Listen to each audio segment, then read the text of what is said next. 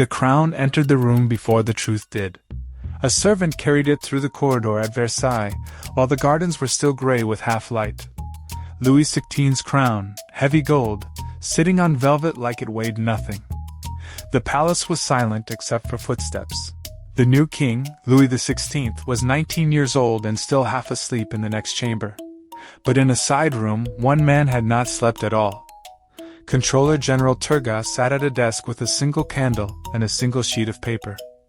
The candle had burned down to a puddle. The paper held the actual condition of France. 40 million livres in annual deficit. 120 million in debt service alone. Cash reserves, functionally zero. Credit, exhausted. He heard the young king stir, folded the paper, and stood. The crown arrived at dawn. The numbers walked in 3 paces behind it. And right there, before the ceremony even started, the real story had already split in 2. Public story, golden. Private story, bleeding. Louis XVI had just inherited the most glamorous throne in Europe and the most shattered balance sheet on the continent. The ceremony makes you sovereign over everything. The paperwork makes you personally liable for every unpaid bill from the previous reign. Glory arrives in public. The invoice arrives in private. Nobody tells a 19-year-old that part. So let's look at what that invoice actually said. Because this is where the rage starts to build. France was not broke because the court threw too many parties. It was broke because the only people paying tax were the ones who could not afford bread. The nobility was exempt. The clergy was exempt. The entire structure rested on the backs of the Third Estate. Peasants, artisans, laborers, shopkeepers, anyone without a title paid, anyone with a title did not. If that sounds like a protection racket, keep listening. It gets worse. And the wars. The 7 Years' War had ended in 1763, 6 years before Louis XVI was even crowned. France lost. Britain won. But here is the part that lives in the ledgers, not the history books. France kept paying for that war long after the treaties were signed. The debt did not retire when the generals retired. It sat there compounding, rolling over into new loans at higher rates, eating revenue that the state did not have. By the time Turgot placed that paper in front of the king, France was handing somewhere between 40 and 50% of its entire tax revenue just to interest payments. Imagine earning a salary and giving half of it to your credit card company before you buy food, before you pay rent, before you fix the leaking roof. That was the Kingdom of France in 1774. The crown looked expensive. The tax bill was worse. But something unusual happened in that room. And this is the part where I hesitate. Because you want the story to turn heroic. And for a moment it almost does. Louis XVI did not wave the paper away. He did not retreat to the hunting lodge. He looked at the numbers and did something almost unprecedented for a Bourbon king. He listened. Turgot told him the plan. No new loans, no new taxes on the poor, no bankruptcy. Instead, 3 things. Slash court waste. Deregulate the grain trade so bread prices could actually fall. And abolish the corvée, the forced labor system where peasants built roads for free while nobles rolled over them in carriages. Replace it with a land tax that fell on every landowner. Noble, clergy, commoner. You own land, you pay. The logic was clean. The king said yes. For a few months in 1774, it held. The reformer had authority. The numbers had a champion. The ledger had a chance. Now, follow the incentive. Because this is where the machinery of self-interest starts grinding, and it explains everything that happens next. Turgot's land tax threatened the one group in France that had spent centuries writing themselves out of the tax code. The nobility did not want to pay. The clergy did not want to pay. The parliaments, which were not parliaments in the English sense, but courts packed with nobles who had purchased their seats and collected tax exemptions as a perk, absolutely did not want to pay. These people had the most to lose from a fair system, and they had the power to kill it. They did not riot immediately. They waited.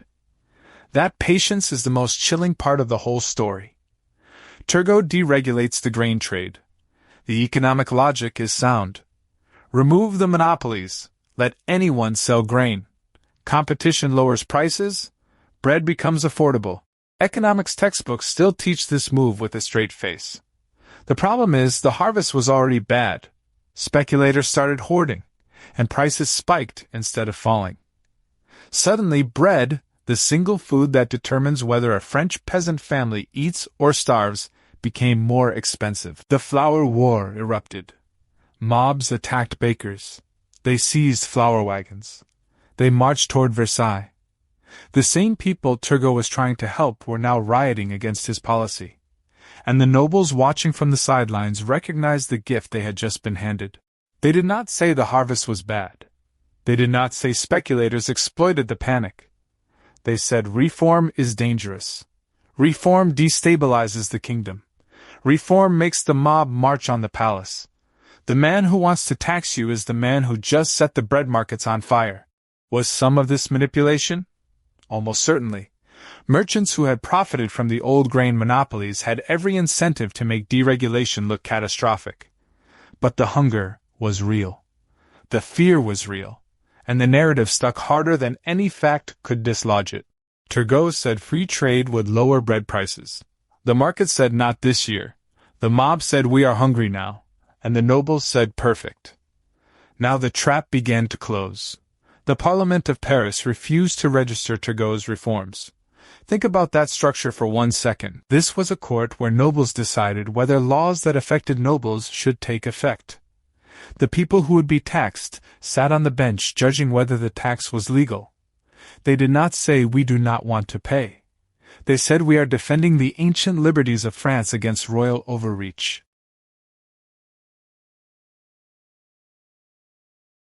The liberties in question, entirely coincidentally, were tax exemptions for rich people. At Versailles, the pressure turned personal. Courtiers whispered to the young king that Turgot was destabilizing the realm. The queen found him cold and distant. Members of the royal family made their displeasure known at every dinner, every hunt, every corridor conversation. The message was identical. Sacrifice the minister or face chaos. Louis XVI was 21 years old. He had been king for less than 2 years. He understood the numbers. He was not stupid. But he also understood that keeping Turgot meant fighting the nobility, the parliaments, the court, and his own family simultaneously. Firing Turgot meant peace. At least for now. May 1776. The king summoned his finance minister and dismissed him. Turgot walked out of Versailles carrying the only coherent plan to fix France without revolution. His 3 principles, no bankruptcy, no new taxes, no new loans, walked out with him. The door closed. The debt clock kept ticking. No one in the palace seemed to hear it. This is the moment the trap snaps shut. Not because one minister was fired, because the firing proved something that every subsequent minister would discover the same hard way. Any solution that asked the rich to pay would be killed by the rich. The system was not broken by accident. It was broken by design, and the designers had veto power. The king had a choice. Back the reformer and fight everyone with power, or fire the reformer and buy quiet. He bought quiet. The ledger did not accept that payment. It just kept adding interest. And now France needed a new finance minister. They found one who understood exactly what the king wanted. Someone who would not fight the nobles. Someone who would not demand sacrifice. Someone who could make the problem disappear without actually fixing it. Jacques Necker arrived in 1777. Genevan banker Protestant, financial celebrity. He looked at the same numbers Turgot looked at and reached a completely different conclusion. Do not reform the tax system. Do not anger the nobles. Do not cut court spending meaningfully. Just borrow. France had a geopolitical wound to nurse. Britain had humiliated them in the 7 Years' War. Now Britain's American colonies were rebelling. The opportunity was too perfect to ignore, and I want you to watch the incentive here. Necker funded the entire French intervention in the American Revolution through loans. Not taxes, not reforms, loans. Over 1 billion livres piled onto a debt that was already crushing the treasury. On the map, this was revenge against Britain. In the ledger, it was a man lighting a match next to a powder keg and calling it foreign policy. But here is where the story goes genuinely wild. In 1781, Necker published the Compte rendu au roi, the first public state budget in French history. It showed a surplus. The public cheered. France looked solvent. The king looked responsible. Necker became a national hero. The document was a magic trick. Necker had separated ordinary expenses from extraordinary expenses. The ordinary budget showed a surplus. The extraordinary budget, which contained the entire cost of the American war, was excluded from the headline number. He had treated borrowed money as revenue and hidden the actual cost in a footnote. France was not solvent. France was drowning. But the numbers on the page said surplus, and everyone wanted to believe the numbers. Necker did not fix the debt. He put a party hat on it and called it a surplus. The public loved him. The receipt, sitting ignored in some clerk's drawer, told a different story. He resigned in 1781, and when the next finance minister, Charles de Calonne, opened the actual books, he found something closer to a crime scene than a budget. The interest payments had grown so large they now consumed more than half of all government revenue. No new loans were available at rates France could sustain. The bankers in Geneva and Amsterdam had done the math and were quietly saying no. France was functionally bankrupt. The party had been running on borrowed champagne for years, and the creditors were finally asking to see the cellar. Calonne convened the Assembly of Notables, hand-picked nobles and clergy. He laid out the numbers. He begged them to accept a land tax, the same land tax Turgot had proposed 11 years earlier. The notables refused. They said they could not authorize such a tax. Only the Estates General, the ancient representative assembly that had not met since 1614, could approve it. They were not being patriotic. They were playing a chess move. The Estates General voted by estate. The clergy, 1 vote. The nobility, 1 vote. The third estate, everyone else, 1 vote. The privileged orders would always win 2-1. The notables were not surrendering power. They were locking in their veto and calling it tradition. But the king was out of options. He called the Estates General for May 1789. Within weeks the Third Estate broke away, declared itself the National Assembly, and refused to disband. The tennis court oath.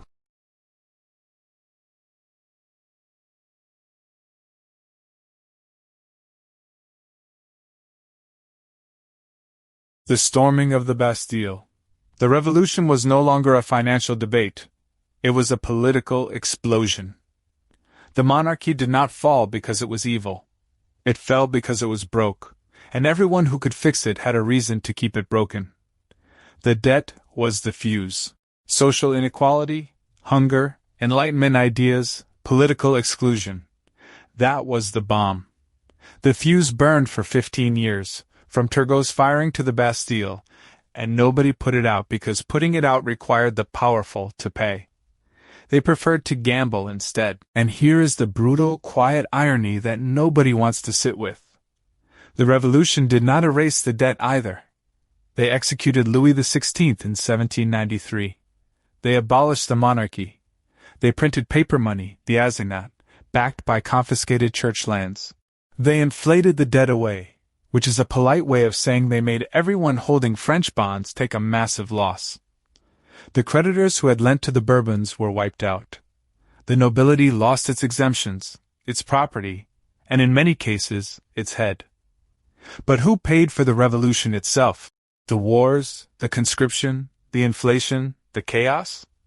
The same people who always paid. The Third Estate. The peasants, the workers, the shopkeepers. Their taxes did not disappear. Their prices did not stabilize. Their sons were drafted into the revolutionary armies and then into Napoleon's armies. The ledger never really closes. It just changes hands. And the ink never dries on the same people's column. The crown that arrived at dawn in 1774, the golden symbol of absolute power, is gone. The king who wore it lost his head. The minister who tried to fix the numbers died in obscurity. The banker who hid the numbers became a hero, and then a footnote. The palace at Versailles became a museum, but the paper Turgot carried into that room, the one with the deficit number on it, folded against his chest while the candle burned out.